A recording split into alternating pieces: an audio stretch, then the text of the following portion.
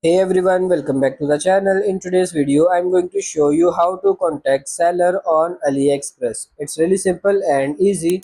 So if you have any questions about the product and you are interested in some sizes, colors or whatever, how you can actually contact the support or contact the seller himself to answer all of your questions. So let's say we are at AliExpress and we already found what we are looking for. So let's say we are looking for this t-shirt. When we search for all kinds of t-shirts, when we find the one that we want, click on it. And there, as you can see, here is everything we can know about the t-shirt.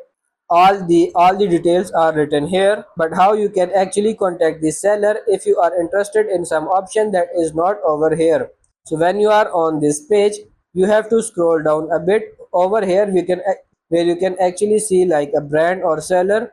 As you can see, you can visit store, you can follow, and there is this light blue contact option. You have to tap on this contact option.